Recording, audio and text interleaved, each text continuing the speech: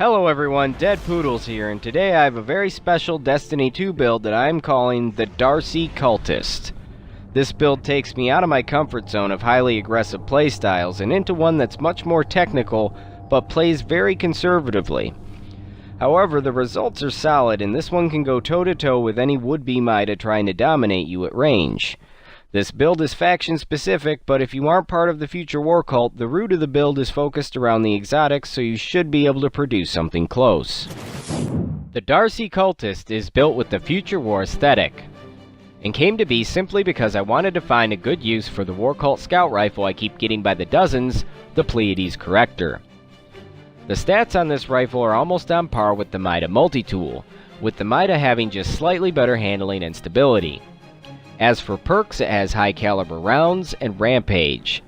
With this, it has the potential to outclass almost any other scout rifle. The only thing the Mida still has over it is the Mida Radar, which allows for the radar to stay up while aiming down sights. Thus, the Knucklehead Radar, giving you the advantage of radar while aiming down sights using any weapon. This is one of the best perks for PvP that I've seen and provides a huge advantage to you while playing. Going down the list, I'm going to show you each individual armor piece for which mods I have equipped. This build was very touchy and I had to get everything just right for the Corrector to perform the way I wanted it to. My arm mod reduces recoil for energy weapons, which is the most important mod of all for this build, bringing the Corrector's stability up to just about even with the Mida. Armor mod improves handling for power weapons, which is also important, giving an extremely accurate sniper rifle more of an edge, with a mod to reduce recoil for kinetic weapons equipped to my cloak.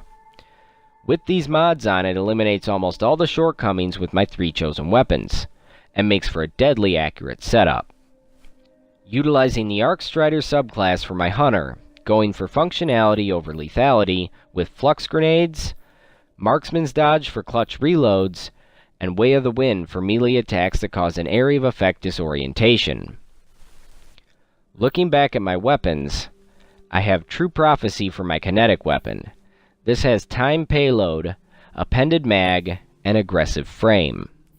This will be your go-to weapon for anything getting too close, making good use of flux grenades as well. The Pleiades Corrector in the energy weapon slot, keeping enemies at a distance and getting those headshots in. The 15-round clip can go fast, so utilize the reload dodge to stay in the fight. And finally, the DARCI Exotic Sniper Rifle in the power weapon slot. I'm not fond of snipers in PvP, but this really brought the build full circle. This sniper rifle is incredibly user-friendly, and that much more effective when combined with the Knucklehead Radar, allowing you to see anyone trying to sneak up on you while aiming down the scope, making the DARCI one of the most effective weapons I've used in this game. This has been one of my favorite builds so far, and one that I'll be playing with for some time. When I set out to make this video, I was going to do an entirely different build around the Dragon Shadow exotic armor. But after looking around, I've seen many similar builds out there.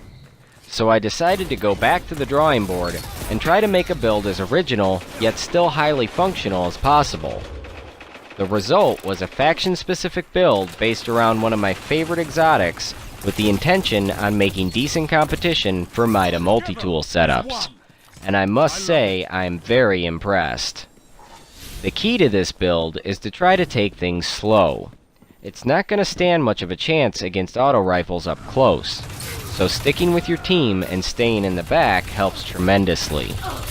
This match was an outright blast to play, and I almost went perfect had I not been killed, as my team picked up the winning crest at the end.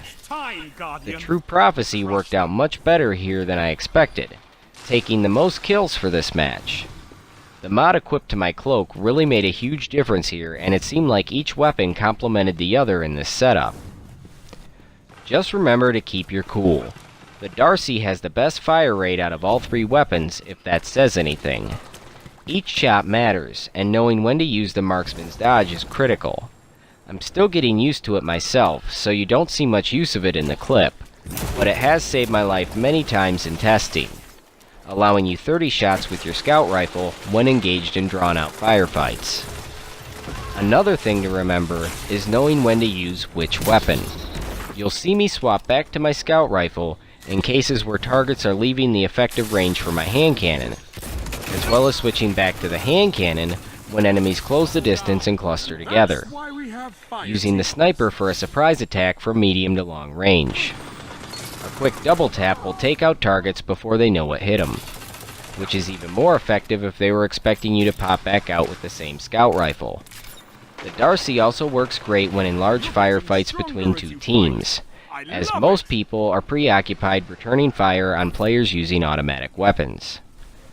You'll see me run away from fights to regroup with my team quite often, and while this isn't always the most fun way to play, it was incredibly effective, with as little camping as possible for a build that has the potential to go camping non-stop. Always keep an eye on your radar. It's the theme behind this build and provides such an advantage that it almost feels like cheating sometimes. I was able to take out MIDA users time and time again in testing. It's all a matter of who shot first and who pegged the most headshots. But it seemed like my high caliber rounds were keeping them off target and winning me the fights. Another thing that came up in testing was the melee attack.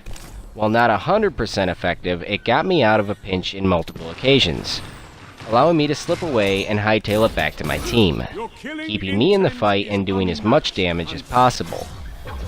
This build has tremendous PvP potential.